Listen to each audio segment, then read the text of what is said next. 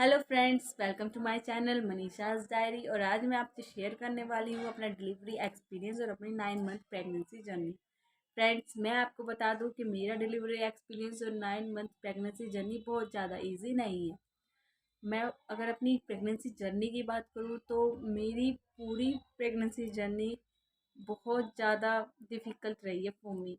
और बात करूँ अगर मैं अपनी डिलीवरी की, तो वो एक्सपीरियंस भी बहुत ज़्यादा अच्छा नहीं रहा, बिकॉज़ मेरी सी सेक्शन यानी सीज़ेरियन डिलीवरी हुई और बहुत सारी अनएक्सपेक्टेड चीज़ें मेरी प्रेगनेंसी और डिलीवरी में हुई। स्टार्टिंग से ही जिस दिन से मेरी प्रेगनेंसी कंसीव हुई, उसके 8 से 10 दिन के बाद ही कुछ प्रॉब्लम होने लगी मुझे। स्टार्टिंग में हमने सोचा कि ओके है, नॉर्मल है, कुछ प्रॉब्लम स्टार्टिंग में होती ही है, तो हमने अवॉइड की। 2 मंथ के बाद ये प्रॉब्लम और ज़्यादा बढ़ने लगी मतलब चक्कर आना, बहुत ज़्यादा चक्कर आने लगे, वोमिटिंग होना, बहुत ज़्यादा वोमिटिंग होने लगी, इतनी ज़्यादा कि मैं कुछ भी खाती, पानी भी मुझसे डाइजेस्ट नहीं हो रहा था। और फीवर रहना लगा, फीवर इतना ज़्यादा रहने लगा कि मैं एकदम बीमारों जैसा फ़ील करने लगी। मैं सोचती थी कि मैं अपनी प्रेगनेंसी को एंजॉय करूँगी, बट मैं एंजॉय करना तो बहुत दूर की बात है, मैं उसे कैरी भी नहीं कर पा रही थी ठीक से। फिर हमने अपने डॉक्टर से बात की, जिस डॉक्टर से स्टार्टिंग से ही मेरा ट्रीटमेंट चल रहा था, तो उसने कुछ दवाइयाँ दी, इंजेक्शन दिए, बट उससे भी कोई ख़ास उसमें फ़ायदा नहीं हुआ। वो प्रॉब्लम मतलब ना ही कम हुई, ना ही ख़त्म हुई। धीरे-धीरे जब 3 मंथ कंप्लीट जैसे-तैसे हो गए, वो प्रॉब्लम बनी रही और ज़्यादा होने लगी। और हम वरीड थे बिकॉज़ मेरी हेल्थ गिरने लगी थी, हेल्थ बहुत ज़्यादा अफ़ेक्ट हो गई थी। तो टेंशन होने लगी कि जब मेरी ही हेल्थ अच्छी नहीं होगी, तो बेबी की हेल्थ कैसे अच्छी होगी, बेबी की ग्रोथ कैसे अच्छी होगी, तो हमें डर लगने लगा इन सब चीज़ों का। फिर जब ट्रीटमेंट चलता रहा 3 मंथ के बाद, हमने सोचा कि अब हम इस डॉक्टर को, जिस डॉक्टर से मेरा पहले से ही ट्रीटमेंट चल रहा था, हमने सोचा कि अब हम इस डॉक्टर से अपना ट्रीटमेंट कंटिन्यू नहीं करेंगे। और मैं और मेरे हस्बैंड ने अब उसी टाइम के बाद ट्रीटमेंट जो किसी और डॉक्टर से लेना शुरू कर दिया मैंने। और हमने डॉक्टर चेंज कर दिया। डॉक्टर चेंज करने के बाद फिर हमने जो सेकंड गायनेकोलॉजिस्ट को दिखाया, उससे मुझे थोड़ा-थोड़ा जो फ़ायदा है, जो मेरी हेल्थ है, वो अच्छी होनी शुरू हो गई। उसके बाद मैंने थोड़ा बहुत खाना-पीना स्टार्ट किया। खाना-पीना स्टार्ट करने के बाद मेरी हेल्थ थोड़ी पहले से अच्छी हुई। और जो चक्कर आने की प्रॉब्लम थी, जो वोमिटिंग की प्रॉब्लम थी, वो तो पूरी 9th मंथ जर्नी में बनी ही रही है। बट पहले के अकॉर्डिंग वो थोड़ी-सी कम हो गई। फ़ीवर भी मेरा ऑलमोस्ट पहले से ख़त्म सा हो गया था, फ़ीवर होना भी बंद हो गया था। बट चक्कर और वोमिटिंग जैसी प्रॉब्लम और सीने में जलन जैसी प्रॉब्लम तो पूरी 9 मंथ तक बनी ही रही, टिल डिलीवरी, टिल देन। उसके बाद 4 मंथ 4 मंथ में जब हमने अल्ट्रासाउंड कराया, तो एक न्यू बात सामने आई जिसे हम बड़े शॉक थे। वो थी कि मेरा जो प्लेसेंटा था वो लो लाइन था, जो बच्चे का आंवल नाल था वो नीचे की तरफ था। तो ये चिंता की बात थी। तो हमें डॉक्टर ने जब बताया कि ये प्लेसेंटा जो है वो लो लाइन है, जो कि एक अच्छा साइन नहीं है, तो हमें और ज़्यादा टेंशन होने लगी। हम सोचने लगे कि अभी ये छोटी-छोटी प्रॉब्लम्स तो थी, अभी ये बड़ी प्रॉब्लम जो है वो सामने आ गई। फिर हमने डॉक्टर से बात की, तो उन्होंने कहा कि डोंट वरी, अभी डिलीवरी में टाइम है, तो ये हो सकता है कि धीरे-धीरे अपनी नॉर्मल पोजीशन में आ जाए। हमने सोचा कि ठीक है, अभी वेट करते हैं, अभी तो टाइम है। तो जो भी हमें डॉक्टर ने सलाह दी कि बेड रेस्ट करना है, हैवी काम नहीं करना, वेट नहीं उठाना और बहुत ज़्यादा सीढ़ियाँ नहीं चढ़नी है, या जो भी हमें बताया, हमने वो सब कुछ फ़ॉलो किया। मेरे हस्बैंड ने बहुत ज़्यादा मेरी केयर की। उसके बाद बहुत ज़्यादा फ़र्क नहीं पड़ा। फिर भी जब हमने नेक्स्ट अल्ट्रासाउंड कराया, प्लेसेंटा बहुत ज़्यादा नॉर्मल नहीं हुआ। वो जब भी बहुत ही हल्का फ़र्क पड़ा, बहुत ही थोड़ा-सा ऊपर की तरफ आया, बहुत ज़्यादा। फिर 5 मंथ निकल गए, 6 मंथ निकल गए, 7 मंथ में भी जब हमने अल्ट्रासाउंड कराया, तो भी बहुत ज़्यादा उसमें फ़ायदा नहीं हुआ, नॉर्मल नहीं हुआ। 7 मंथ के बाद जब हमने डॉक्टर को दिखाया, अल्ट्रासाउंड कराया, चेकअप कराया, तो उसमें डॉक्टर ने कहा कि हाँ अब पहले से बहुत ज़्यादा बेटर है। उस दौरान 8 मंथ के दौरान उन्होंने हमें बताया, तो हम थोड़ा सा रिलैक्स थे कि चलो अभी ठीक है, पहले से बहुत ज़्यादा ठीक है। फिर उस टाइम तक हमें कोई ऐसी डेट वगैरह नहीं दी थी, बिकॉज़ मैंने सुना है कि 8 मंथ में या 8 मंथ कंप्लीट होने पर डेट वगैरह दे देते हैं डॉक्टर, पर उस टाइम तक मुझे ऐसी कोई डेट वेट दी नहीं थी। तो उस लास्ट टाइम जब हम डॉक्टर से मिले तो उन्होंने हमसे बोला कि अभी तुम 20 दिन के बाद दिखाना, चेकअप कराना, उसके बाद में तुम्हें डेट दूँगी। तो हमने ठीक है वही सोचा कि अभी 20 दिन में टाइम है, हम 20 दिन के बाद दिखा देंगे।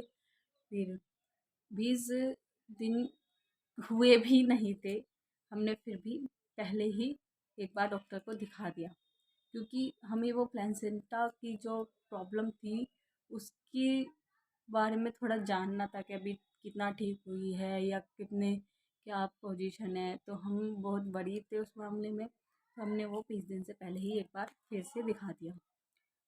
8 मंथ कंप्लीट होने के बाद 8 मंथ 4 डेज, जिस दिन अमावस थी, नवरात्र से एक दिन पहले, मैं बिल्कुल नॉर्मल थी। कोई पेन, कोई प्रॉब्लम, कोई डिफ़िकल्टीज़ कुछ भी नहीं थी। उस टाइम मुझे ब्लीडिंग स्टार्ट हुई। वो लाइट थी, बहुत ज़्यादा हेवी नहीं थी, बहुत लाइट थी। फिर भी मैंने अपने हस्बैंड को बताया कि मुझे ये प्रॉब्लम हो रही है, उन्होंने बिल्कुल भी देर नहीं की, बिल्कुल भी। और मुझे तुरंत ही जहाँ हमारी डॉक्टर जिस हॉस्पिटल में विज़िट करती थी वहाँ मुझे लेके गए। उस टाइम वो डॉक्टर हॉस्पिटल में नहीं थी, जो जूनियर डॉक्टर थी, जो नर्सेस थे, उन्होंने मेरे चेकअप किया, मेरा इंटरनल चेकअप किया और मेरी जो कंडीशन देखी, तो उन्होंने बोला कि अभी नहीं लगता कि इनकी नॉर्मल डिलीवरी हो पाएगी और हो सकता है कि सिजेरियन ही हो, ये सिजेरियन ही करनी पड़ेगी। बट हमने सोचा नहीं, हम अभी एक बार अपनी डॉक्टर से बात करेंगे जिससे ट्रीटमेंट चल रहा है। तो हमने डॉक्टर से फ़ोन पे बात की। फ़ोन पे बात करने पर उन्होंने कहा कि मैं ठीक है आती हूँ, आके देखती हूँ क्या कंडीशन है। थोड़ी देर बाद डॉक्टर आई, आके उन्होंने मुझे चेक किया, इंटरनल चेकअप किया, देखा कि मेरी नॉर्मल डिलीवरी हो सकती है कि नहीं। बट उन्होंने भी यही बोला कि नॉर्मल डिलीवरी के 1% भी चांस नहीं है और ना ही हम रिस्क ले सकते हैं, बिकॉज ब्लीडिंग स्टार्ट हो गई थी, प्लेसेंटा लो लाइन था उस टाइम भी। तो उन्होंने सिजेरियन को ही बोला। फिर मेरे पेरेंट्स, फैमिली मेम्बर्स सब वहाँ आ गए, उनसे सबसे मेरे हस्बैंड ने बताया, बात की और सिजेरियन डिलीवरी के लिए डॉक्टर से बात की। तो उन्होंने कहा ठीक है भी कर दो, क्योंकि कोई रिस्क नहीं लेना चाहते थे मेरे फैमिली मेम्बर या मेरे हस्बैंड, कोई भी रिस्क ऐसा लेना नहीं चाहते थे। उसके बाद जब मेरे को वहाँ हॉस्पिटल में बहुत ज़्यादा रोना आ रहा था, बिकॉज़ मैं डर गई कि अभी वो ऑपरेशन होगा, सिज़ेरियन होगा, सी सेक्शन होगा, क्या होगा, कैसे होगा। मैं बहुत ज़्यादा डरी हुई थी, रो रही थी।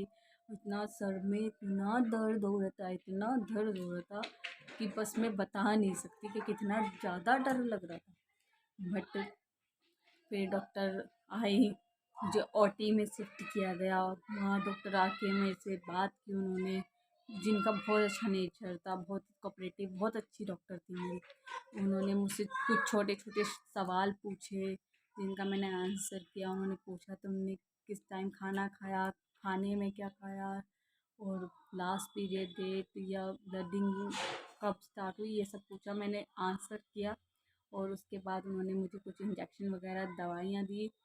और फिर जस्ट ऑपरेशन से थोड़ी देर पहले ही मुझे उन्होंने एक इंजेक्शन दिया, एनेस्थीसिया दिया, जो कि कमर में देते हैं, मुझे कमर में दिया। और उसके बाद मैं अनकॉन्शियस हो गई।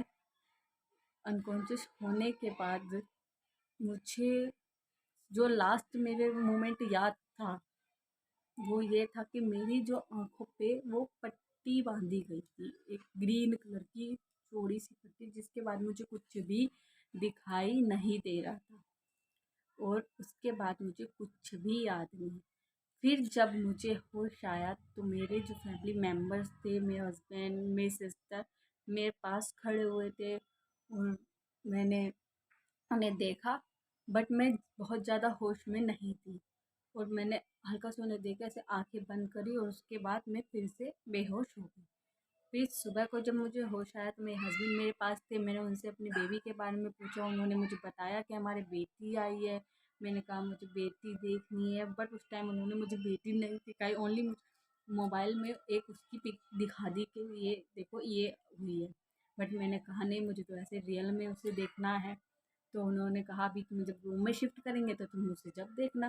तो मैंने कहा मुझे रूम में कब शिफ्ट करेंगे? तो उन्होंने कहा अभी 2-3 घंटे तुम्हें यहीं रहना पड़ेगा अंडर ऑब्जर्वेशन। मैंने कहा ठीक है। बट वो एनेस्थीसिया का कुछ असर जो है वो पैरों पे होता है, वो मेरे पैरों पे इस तरह से कुछ हुआ कि मेरे जो पैर है ना वो मूवमेंट नहीं कर रहे थे, बिल्कुल भी मूवमेंट नहीं कर रहे थे, ना हिल रहे थे, ना डुल रहे थे, ना कुछ मतलब उठ रहे थे। तो मैं इतना ज़्यादा डर गई कि मेरे पैरों में क्या हो गया।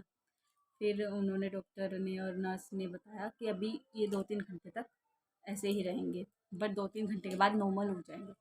2-3 घंटे के बाद फिर वो नॉर्मल हो गए। फिर मुझे रूम में शिफ्ट किया गया और जब मैं रूम में शिफ्ट करने के बाद जब मैं देखती हूँ तो मैं क्या देखती हूँ कि वहाँ रूम में काउच पे एक छोटी सी बेबी, जिसका इतना छोटा सा फेस है, वो ऐसे लेटी हुई है। और उसके बाद मैंने उसे देखा कि हाँ ये मेरी बेटी है।